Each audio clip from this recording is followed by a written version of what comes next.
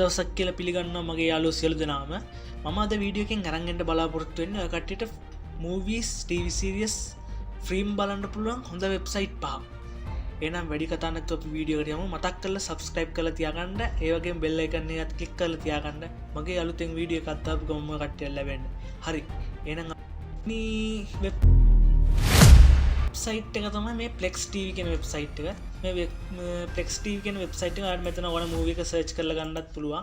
මෙතන මේ කැටගරි අපිට තෝරන්න පුළුවන් movies ද TV series ද කියලා තෝරන්න පුළුවන්. මෙතනින් අපිට තියෙනවා කැටගරි එක ඔයාලට ඕන action comedy ඒ කැටගරි එක තෝරගන්න.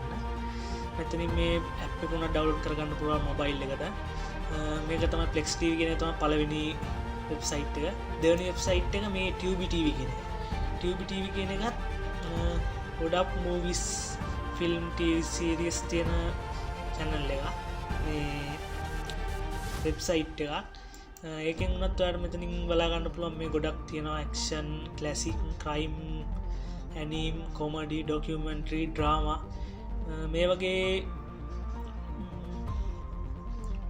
movies ටිකකුත් ඔයාලට මේකෙන් බලා ගන්න පුළුවන්. මේකත් ඔයාලට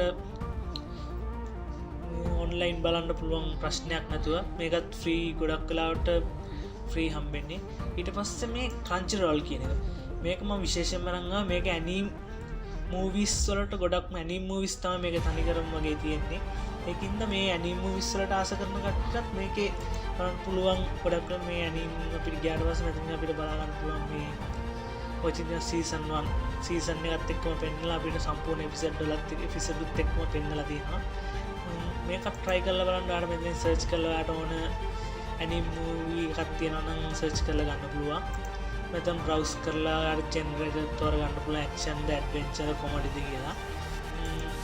ඒ වගේ තමයි ඉතින් මේ වෙබ්සයිට් තුන මේක සාමාන්‍යයෙන් ෆිල්ම් බලන අයට වැදගත් වෙයි ෆ්‍රී බලන්න තියෙන හින්දා මම හිතනවා මේක ගොඩක් වෙලාවට කට්ටියට වැදගත් වෙන පොඩි කොටසක් වුණත් වැදගත් වෙයි කියලා.